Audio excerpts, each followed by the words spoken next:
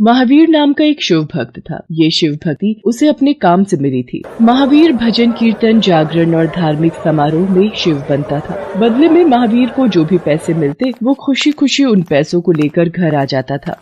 माधवी, ये मेरी आज की कमाई। तुम कह रही थी ना थोड़ा राशन लाना है, तो ये रुपए काम आ जाएंगे। और अब तो तुम्हें अपने साथ साथ होने वाले बच्चे का भी ध्यान रखना है। तुम मेरी चिंता मत किया करो जी। अरे चिंता कैसे ना करूं? शादी के बाद हमारे जीवन में इतनी बड़ी खुशी आई है। मैं अपने आने वाले बच्चे को बहुत खुशियां दूंगा, खूब मेहनत करूंगा।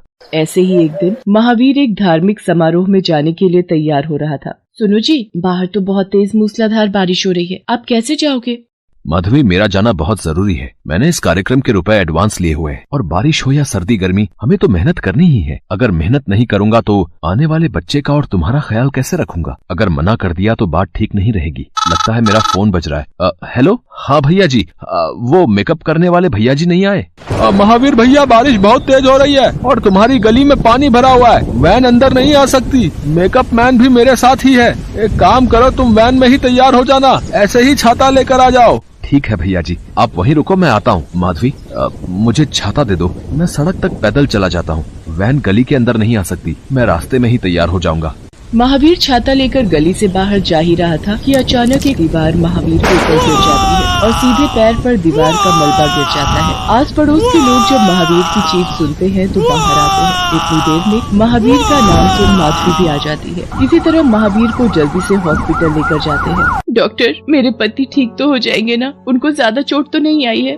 देखिए, अभी हम कुछ नहीं कह सकते। आपके पति के सीधे पैर पर मलबे के वजन से बहुत चोट आई है, हमें देखकर ही पता चल सकता है। हे भोलेनाथ, ये सब क्या हो गया?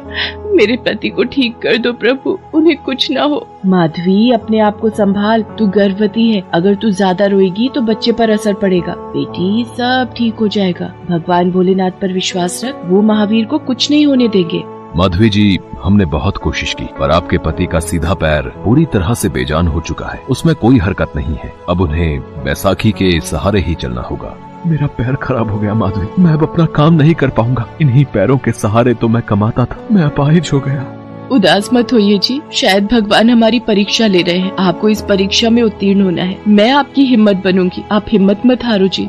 महावीर का पैर खराब होने से वो बैसाखी के सहारे चलता था। इसी कारण महावीर उस काम को नहीं कर सकता था जो काम अभी तक उसकी रोजी रोटी की कमाई का जरिया था। महावीर का काम बंद हो जाने से उसके साथियों ने भी उससे किनारा कर लिया। वो कहते हैं ना, सुख के सब साथी, दुख में न कोई। धीरे धीरे महावीर को पैसों की तंगी होने लगी और वो बहुत निर्धन हो गया। माधवी गर्भवती थी और उसे खाने को पर्याप्त भोजन नहीं मिल रहा था। इसी वजह से वो भी अब बहुत कमजोर हो गई थी। एक दिन महावीर बहुत रोने लगा। हे भोलेनाथ, आप देख रहे हैं ना मेरी क्या दशा हो गई है। मेरे पास इतने पैसे भी नहीं है कि मैं माधवी को भरपेट भोजन ला कर दे सकूं। वो बेचारी मुझसे कुछ भी नहीं कहती है, चुपचाप जो रूखी सूखी मिलती है वो खा लेती है। प्रभु, कल माधवी का महाशिवरात्रि का व्रत है और अपने घर में खाने को अन्न का दाना तक नहीं है। वो फलाहारी व्रत कैसे पूर्ण करेगी? प्रभु, मेरी सहायता करो। महावीर माधवी को बिना बताए अपनी बैसाखी के सहारे काम की तलाश में निकल पड़ता है। रास्ते में भगवान भोलेनाथ का मंदिर पड़ता है, पर महावीर सीढ़ियाँ चढ़कर दर्शन भी नहीं कर सकता था। इसलिए वो बाहर से ही भोले बाबा को नमन करके आगे बढ़ने लगता है। तभी महावीर भैया, ओ महावीर भैया, ये तो मदन फूल वाले की आवाज है। अरे मदन भैया, तुम? हाँ मैं। अरे बड़े दिनों बाद तुम्हें देख रहा हूँ। है ये सब मैं क्या देख रहा हूँ? ये कैसे हुआ भैया?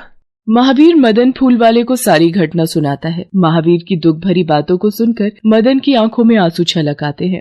एक काम करो भैया, मैं तो साइकिल पर फूलमाला हार बेचता हूँ। कल महाशिवरात्रि है, मैं तुम्हें फूल वाले से बेलपत्री फूल दिलवा देता हूँ, तो कल तुम यहीं शिव मंदिर के बाहर बैठकर बेच देना। तुम्हारी थोड़ी तो कमाई हो ही जाएगी, जिससे तुम कल शिवरात्रि व्रत का सामान भी खरीद सकोगे। मदन भैया, ये तो बहुत अच्छी बात हो जाएगी। तो मुझे फूल और बेलपत्री दिलवा दो। तुम्हारी बड़ी मेहरबानी, तुमने मेरे लिए इतना सोचा। मैंने नहीं, भगवान भोलेनाथ ने, क्योंकि इस दुनिया में जो भी कुछ होता है प्रभु की इच्छा से ही होता है। मदन फूल वाला फूलों की दुकान से महावीर को फूल और बेलपत्री दिलवा देता है और महावीर को घर तक छोड़ देता है। अगले दिन महावीर सभी फूलमाला और बेलपत्री लेकर मंदिर के बाहर बेचने के लिए बैठ जाता है। पर कहते हैं ना, कुछ लोग किसी का काम बनते नहीं देख सकते। उनके पास सब कुछ होगा पर किसी की जरूरत में मदद करना नहीं जानते। मंदिर के बाहर एक फूल वाली की दुकान थी। वो महावीर से लड़ने लगा। और तू यहाँ किससे पूछकर बैठा है? यहाँ पर कई सालों से मैं ही फूल की दुकान चला रहा हूँ और आज वैसे भी महाशिवरात्रि का दिन है तो अच्छी कमाई होगी और तू बीच में मेरे ही पेट पर लात मारने आ गया। भैया मुझे पैसों की बहुत जरूरत है, मुझे कुछ देर के लिए यहाँ बैठने दो। थोड़े से फूल और बेलपत्री बेचकर मैं यहाँ से चला जाऊंगा। बिल्कुल नहीं, एक नहीं सुनूंगा। तू हटता है या खुद धक्का देकर हटाऊं? पता नहीं कहाँ से नया धंधा शुरू करने आ जाते हैं और हमारा धंधा चौपट कर देते हैं। बेचारा महावीर बैसाखी के सहारे फूलमाला और बेलपत्री के थैले हाथों में लिए मंदिर के किनारे खड़ा हो जाता है। मंदिर में आते जाते लोग उसे देखते हैं, पर महावीर की हालत देखकर कोई भी उससे फूलमाला और बेलपत्री नहीं खरीदता। महावीर भगवान भोलेनाथ को याद करके फूट फूट कर रोने लगता है।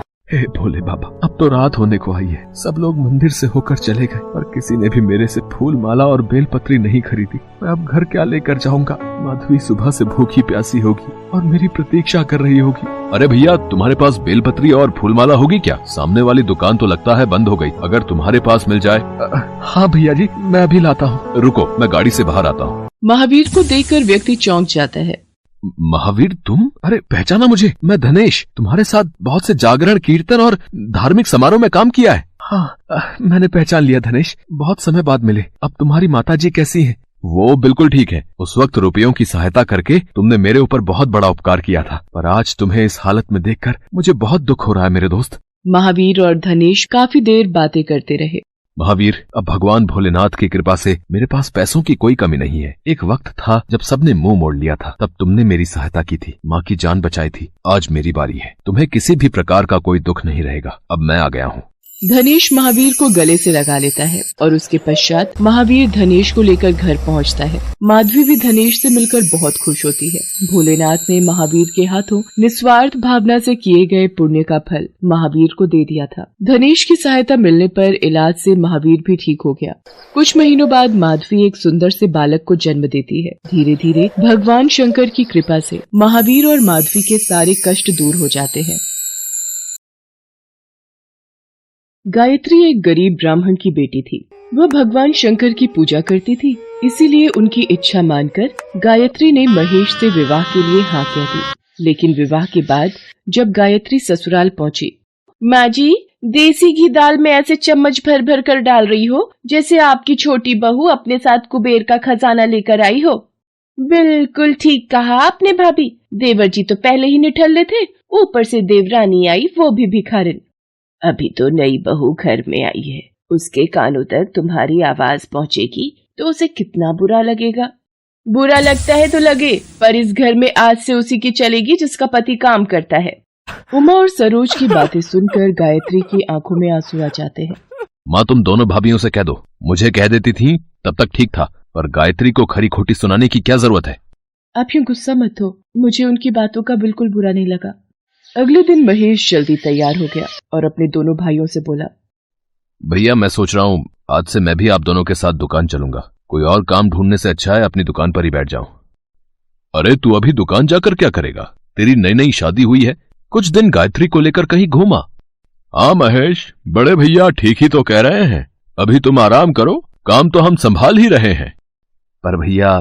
महेश के दोनों भाइयों ने महेश की एक न सुनी और दुकान चले गए। कितनी बार तुझे कहा था अपने भाइयों के साथ दुकान जाया कर, पर तू मेरी एक नहीं सुनता था। महेश उदास मन से बाहर चला जाता है। तभी गायत्री, इस घर में कोई नौकर चाकर नहीं है, यहाँ पर काम खुद करना पड़ता है। ऐसे अगर इतनी देर तक पूजा पाठ में लगी रहोगी तो घर के काम कौन करेगा? भाभी, आज मेरा सोमवार का व्रत है, इसीलिए भगवान शंकर की पूजा कर रही थी। भगवान शंकर की पूजा करने और व्रत रखने से घर का काम नहीं हो जाएगा, वो तुम्हें अपने हाथों से ही करना है। कपड़े रखे हैं, जल्दी से निपटा लो, फिर रसोई में खाना भी चढ़ाना है। तुम दोनों इतनी निर्दयी कैसे बन सकती हो? अभी कल ही तो गायत्री बहू शादी होकर आई है, उसके हाथों की मेहंदी तक नहीं उतरी। क्यों?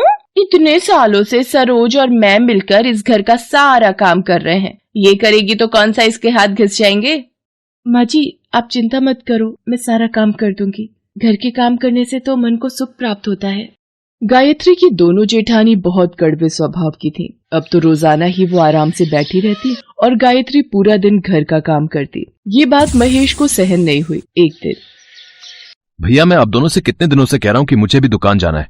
देख सुमेर, सच्चाई तो यह है कि हम तुझे दुकान में से कोई हिस्सा नहीं देंगे, और वैसे भी वो दुकान मेरे और दिनेश के नाम हो चुकी है, तो उस दुकान में तेरा कोई हक नहीं है। मैं कुछ समझा नहीं बड़े भैया। उस दुकान को मैंने और भैया ने अपनी मेहनत से बनाया है।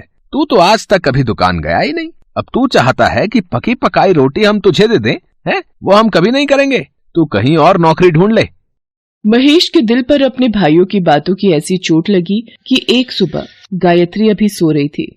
गायत्री, मुझे माफ कर देना, मैं तुम्हें बिना बताए ये चिट्ठी छोड़कर जा रहा हूं, पर मैं अब तभी लौटूंगा जब मेरे पास बहुत धन दौलत होगी। महेश की चिट्ठी पढ़कर गायत्री रोने लगती है। मुझे तो पहले ही पता था, अब देवर जी के बस की कुछ भी नहीं है। छोड़कर चले गए ना हमारी छाती पर मूंग दलने के लिए अपनी पत्नी को। हे भोलेनाथ, मेरे पति की रक्षा करना, वो ना जाने कहाँ चले गए हैं। बहुत हो गई तेरी शिव भक्ति। तेरा पति तुझे छोड़कर चला गया है तो अब इसका दंड भुगत। जाकर सारा काम निपटा। रसोई में खाना तैयार कर, आज हमारा पूरी पकवान खाने का बहुत मन है। बेचारी गायत्री भूखी प्यासी सबके लिए खाना बनाती है, पर उसके लिए खाने को कुछ नहीं बचता। उमा, 2 पूरी और खीर गायत्री को भी दे दो। उस बेचारी ने सुबह से कुछ नहीं खाया है। क्यों? उसका पति पीछे से कोई जायदाद छोड़कर गया है जो मैं उसको पूरी पकवान खिलाऊं? कल की रोटी रखी है, अचार के साथ खा लेगी। ये ले, खा ले रोटी। और हम इतने बुरे भी नहीं है जो तुझे भूखा मार देंगे। इसी तरह गायत्री अत्याचार सहती रहती है। महेश को गए 6 महीने हो गए थे और उसकी अभी तक कोई भी खबर नहीं थी। गायत्री रोजाना भगवान भोलेनाथ के सामने बहुत रोती थी। हे प्रभु, आज इनको गए 6 महीने हो गए, इनकी कोई खबर नहीं है। प्रभु, इन्हें सकुशल वापस भेज दो, अब और दुख नहीं सहा जा रहा। कितनी बार कहा है हम जब तक सुबह उठे सारा काम खत्म हो जाना चाहिए। अब तू यहाँ नहीं रहेगी। तेरा पति तो वापस आने वाला है नहीं। तेरा खर्चा पानी अब हम और नहीं उठा सकते। इसे धक्के मारकर बाहर निकाल दो भाभी। अरे छोड़ दो इस बेचारी को। भाभी, इनके आने तक मुझे यहाँ रहने दो, मैं भीख मांगती हूँ। जैसे ही उमा और सरोज गायत्री को धक्का देकर घर से निकालने लगती हैं, तभी एक हाथ गायत्री को थाम लेता है। महेश बेटा, तू आप आ गए। अब कहाँ चले गए थे? तुमने जितने जुल्म सहने थे सह लिए। अब हम यहाँ एक पल भी नहीं रहेंगे। मैं इतना पैसा कमा लाया हूँ कि तुम्हें ऐशो आराम की जिंदगी दे सकता हूँ। महेश गायत्री और अपनी माँ को लेकर नए घर में रहने चला जाता है। अब महेश एक धनी व्यापारी बन चुका था। महेश अपनी माँ और गायत्री को सारी कहानी सुनाता है।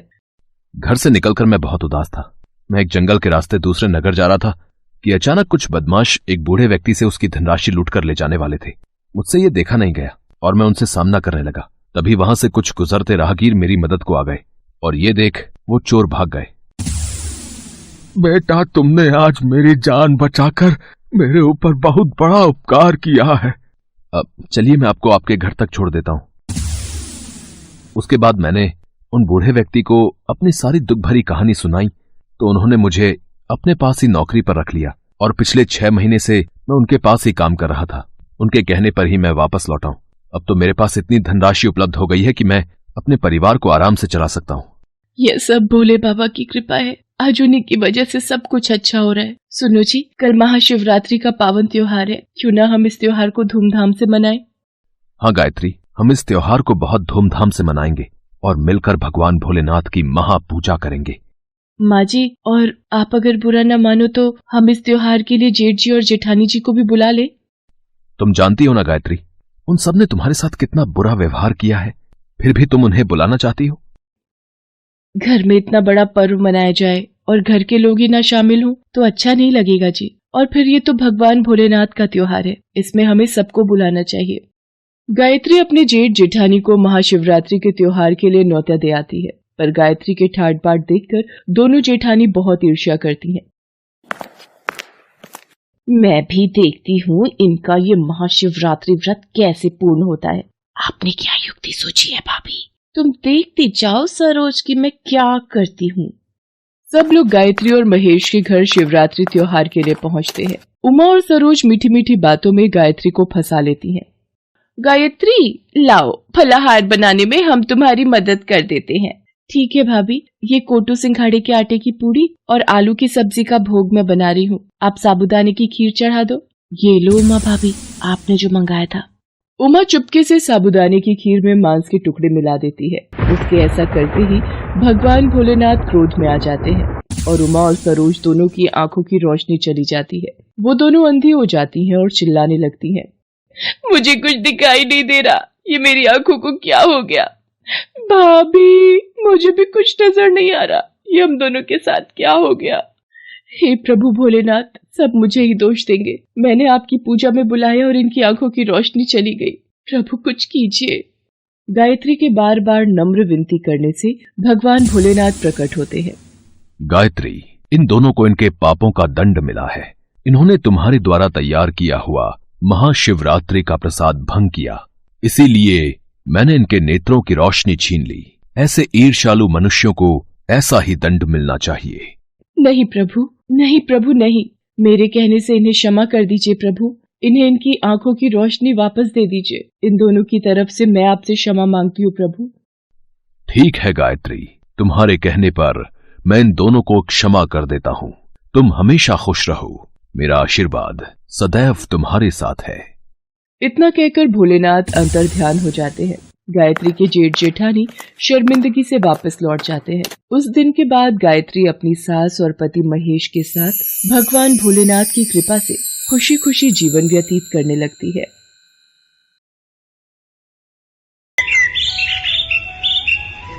माँ पार्वती ने भगवान शिव से एक प्रश्न पूछा, जिसके बाद भोलेनाथ ने एक कथा सुनाई और अमर हो गया कबूतर का जोड़ा। उसी अमर कथा से जुड़ी है ये पौराणिक कथा। एक बार नारद मुनि कैलाश पर्वत पर भगवान शिव से मिलने पहुँचे। नारायण नारायण, प्रणाम माते। आइए देवर्षि नारद, कैसे आना हुआ? माते, मैं तो भगवान शिव और आपके दर्शन करने आया हूँ, पर महादेव कहीं दिखाई नहीं दे रहे। वे तो भ्रमण के लिए गए हैं, कुछ देर में लौटेंगे। देवर्षि नारद माँ पार्वती से वार्तालाप करने लगे। तभी उन्होंने माँ पार्वती से पूछा, माते, क्या आप अमर कथा के बारे में जानती हैं? अमर कथा? वो कौन सी कथा है? उसके बारे में तो मैं नहीं जानती। नारायण नारायण, माते, जब भगवान भोलेनाथ आएंगे तब आप उनसे इस बारे में पूछना। अच्छा माते, मैं चलता हूँ। नारायण नारायण। पार्वती माता सोच में पड़ गई कि ऐसी कौन सी कथा है जो स्वामी ने मुझसे नहीं कही। तभी भोलेनाथ कैलाश पर लौट आते हैं। माता पार्वती उनसे इस बारे में चर्चा करती हैं। प्रभु, आपने मुझे कभी अमर कथा के बारे में क्यों नहीं बताया? मुझे आज और अभी अमर कथा सुननी है। ठीक है देवी, मैं आपको आज अमर कथा सुनाऊंगा, परंतु उसके कुछ नियमों का पालन आपको करना पड़ेगा। अमर कथा के दौरान आपको एक क्षण के लिए भी सोना नहीं है। आप बीच बीच में हुंकार भरती रहना, ताकि मुझे आभास रहे कि आप कथा सुन रही हैं, क्योंकि मेरे नेत्र भी उस क्षण बंद रहेंगे। ठीक है स्वामी, मैं ऐसा ही करूंगी। भगवान शंकर ने माता पार्वती से एकांत और गुप्त स्थान पर अमर कथा सुनने को कहा, जिससे कि अमर कथा कोई अन्य जीव न सुन पाए, क्योंकि जो कोई भी इस अमर कथा को सुन लेता है वो अमर हो जाता। इसके पश्चात शिवजी देवी पार्वती को अमर कथा कहने एक गुफा में ले गए। पुराणों में कहा जाता है शिवजी ने देवी पार्वती को अमरनाथ की गुफा में अपनी साधना की अमर कथा सुनाई थी, जिसे हम अमृतत्व कहते हैं। प्रचलित कथा के अनुसार भगवान भोलेनाथ ने अपनी सवारी नंदी को पहलगाम पर छोड़ दिया, जटाओं से चंद्रमा को चंदनवाड़ी में अलग कर दिया और गंगा जी को पंचतरणी में तथा कंठाभूषण सर्पों को शेषनाग पर छोड़ दिया। इस प्रकार इस पड़ाव का नाम शेषनाग पड़ा। अगला पड़ाव गणेश पड़ता है। इस स्थान पर भोलेनाथ ने अपने पुत्र गणेश को भी छोड़ दिया था, जिसको महागुणा का पर्वत भी कहा जाता है। पिस्सू घाटी में पिस्सू नामक कीड़े को भी त्याग दिया। इस प्रकार महादेव ने जीवनदायिनी पांचों तत्वों को भी अपने से अलग कर दिया। इसके बाद माँ पार्वती सहित उन्होंने गुप्त गुफा में प्रवेश किया और अमर कथा माँ पार्वती को सुनाने लगे।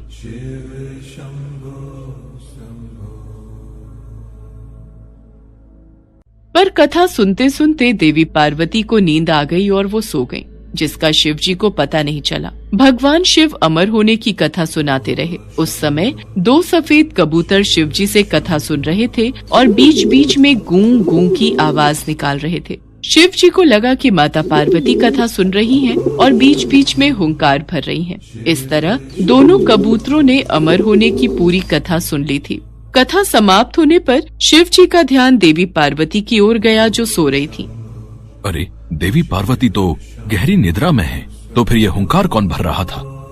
अचानक महादेव की दृष्टि अमर कथा को सुनते उन कबूतरों पर पड़ी तो वे क्रोधित हो गए और उन्हें मारने के लिए आगे बढ़े।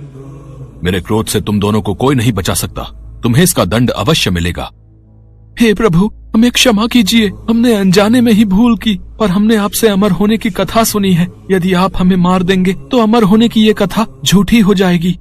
इस पर भगवान शिव का क्रोध शांत हो गया। प्रभु, इन दोनों का इसमें कोई दोष नहीं। मैं गहरी निद्रा में सो गई थी। मैंने आपके आदेश का पालन नहीं किया, इसलिए इन दोनों को क्षमा कर दीजिए। भगवान शिव जानते थे कि अनजाने ही सही पर कबूतरों ने अमर कथा को सुन लिया था, इसलिए वे दोनों अमर हो चुके हैं। इस पर महादेव ने कबूतरों को जीवित छोड़ दिया। भगवान शिव के आशीर्वाद से वो कबूतर का जोड़ा अजर अमर हो गया। कहते हैं आज भी इन दोनों कबूतरों का दर्शन भक्तों को इस गुफा में प्राप्त होता है और तब से ये गुफा अमर कथा की साक्षी हो गई व इसका नाम अमरनाथ गुफा के नाम से प्रसिद्ध हो गया।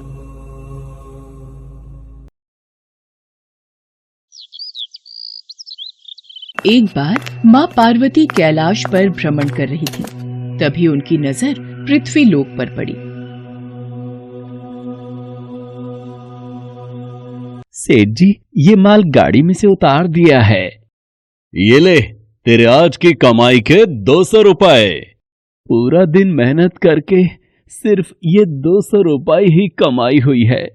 अब इसमें से 50 रुपए दूध के, 50 रुपए सब्जी के, बाकी बचे 100 रुपए जो पूरे 3 दिन चलाने हैं।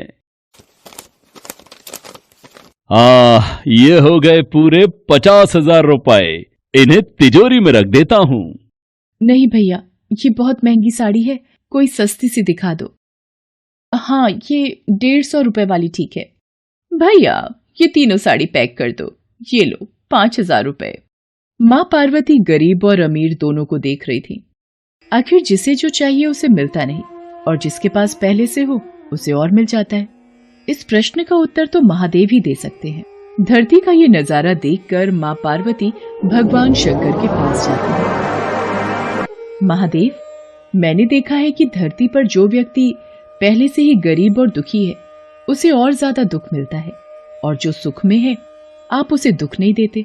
ऐसा क्यों? भगवान, ये आपकी कौन सी लीला है? देवी पार्वती, इस बात का उत्तर जानने के लिए आपको हमारे साथ धरती पर चलकर वहां के प्राणियों का हाल चाल जानना होगा।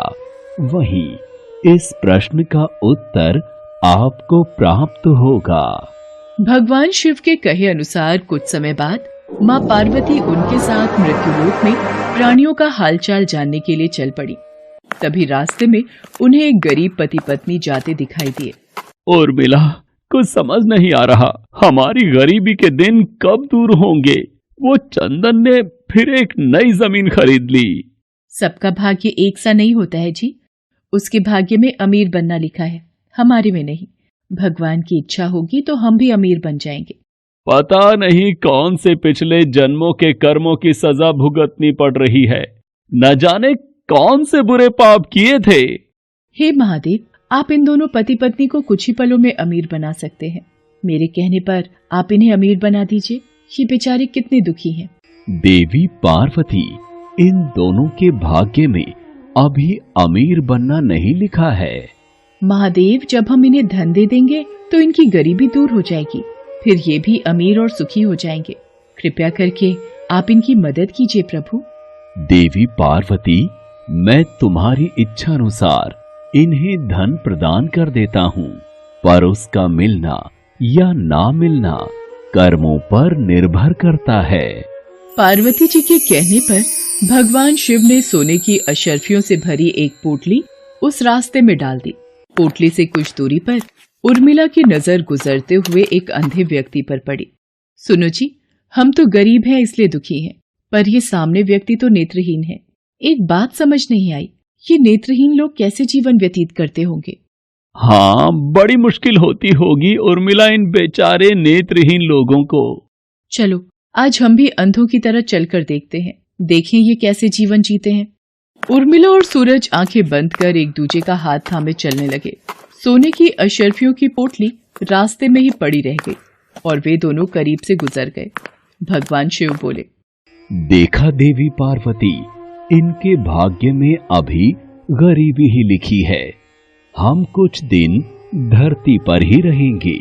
यहाँ मनुष्य रूप में रहकर मैं तुम्हारे मन की सभी शंकाओं को दूर करना चाहता हूँ। भगवान शिव और देवी पार्वती ने मनुष्य का रूप धारण किया और पति पत्नी के रूप में एक गांव के पास डेरा जमाया। शाम के समय देवी पार्वती भगवान शिव से बोली, स्वामी, मैं रसोई की तैयारी शुरू करती हूँ। यहाँ पृथ्वीलोक में यदि हम रहने आ ही चुके हैं तो हमें भोजन की भी व्यवस्था करनी होगी। मैं चूल्हा बनाने की तैयारी करती हूँ। आप तब तक भोजन बनाने की सामग्री ले आइए। माँ पार्वती चूल्हा बनाने के लिए बाहर से ईंटें लेने गई। चूल्हा बनाने के लिए मुझे ईंटों की जरूरत है। ये एक जर्जर और टूटा मकान दिखाई दे रहा है। इसकी ईंटें मेरे काम आ जाएंगी, यही ले लेती हूँ। चूल्हा तो तैयार कर लिया, महादेव आते ही होंगे। अरे, आप आ गए। ये देखिए, मैंने चूल्हा तैयार कर लिया। पर आप खाली हाथ क्यों लौट आए स्वामी? भोजन कैसे बनेगा? देवी पार्वती, अब सामग्री की कोई आवश्यकता नहीं है, क्योंकि जिस प्रश्न का उत्तर ढूंढने के लिए आप आई थी वो आपको स्वयं मिल गया। मैं कुछ समझी नहीं स्वामी। मेरे प्रश्न का उत्तर मेरे समक्ष ही है। हाँ देवी पार्वती, आप यही जानना चाहती है ना कि इस पृथ्वी पर क्यों गरीब लोग ज्यादा परेशान होते रहते हैं। अच्छा ये बताइए, आप इस चूल्हे को बनाने के लिए ईंटें कहाँ से लेकर आई हो? प्रभु, इस गांव में बहुत से ऐसे घर भी हैं जिनका रखरखाव सही ढंग से नहीं हो रहा है। उन पुराने घरों की जर्जर हो चुकी दीवारों में से मैं ईंटें निकाल कर ले आई। इसका मतलब जो घर पहले से खराब थे आपने उन्हें और खराब कर दिया, जबकि आप मजबूत घरों की दीवारों से भी तो ईंटें ला सकती थी। प्रभु, जो घर अच्छे और सुंदर दिख रहे थे उस घर के लोगों ने अपने घरों का रखरखाव बहुत अच्छी तरह किया है। ऐसे में उन सुंदर घरों को बिगाड़ना मुझे उचित नहीं लगा। देवी पार्वती, कुछ दिन पहले पूछे आपके प्रश्न का उत्तर भी यही है। जिन लोगों ने अपने जीवन को अच्छे कर्मों से सुंदर बना रखा है उन्हें दुख कैसे हो सकता है? इस संसार में हर मनुष्य अपने कर्मों का ही फल पाता है। सबके पास सब कुछ नहीं होता। मनुष्य के पिछले जन्मों का कर्म उसे इस जन्म में भुगतना ही पड़ता है, और यदि वो अपने इस जन्म और आने वाले अन्य जन्मों को सुखी बनाना चाहता है तो हमें सदैव ही पुण्य कार्य करते रहना चाहिए, ताकि हमारे कर्म उसमें जुड़ते रहें। आपको ज्ञात है वो मार्ग में उस दिन एक नेत्रहीन व्यक्ति। हाँ स्वामी, मुझे ज्ञात है। वो देखिए देवी पार्वती, उसके पास धन दौलत ऐशो आराम की कोई कमी नहीं है, परंतु उसकी आंखों का इलाज नामुमकिन है। ये उसके पिछले जन्म के कर्मों से जुड़ा है। उसने पिछले जन्म में जानबूझकर किसी निर्दोष की आंखों की रोशनी छीन ली थी, इसलिए ये इस जन्म में नेत्रहीन हो गया। पर इसके कुछ पुण्य कार्यों की वजह से ये अमीर बना। और वो गरीब पति पत्नी स्वामी? देवी, वो दोनों पिछले जन्म में एक कंजूस अमीर सेठ सेठानी थे, जो कभी भी कोई दान पुण्य नहीं करते थे। इसलिए इस जन्म में उन्हें गरीबी और दुख मिला। पर इन दोनों के अच्छे कर्म इनका आगे का जीवन सुखी बना सकते हैं। इस पृथ्वी पर कोई भी मनुष्य पूरी तरह से सुखी नहीं है देवी। हर मनुष्य के पास कोई न कोई दुख और समस्या है। मुझे उत्तर मिल गया है स्वामी। इस पृथ्वी पर सुखपूर्वक जीवन यापन करने के लिए मनुष्य को अपने द्वारा अच्छे कर्म करने चाहिए। ताकि उसे उसके पिछले बुरे कर्मों का फल न भुगतना पड़े।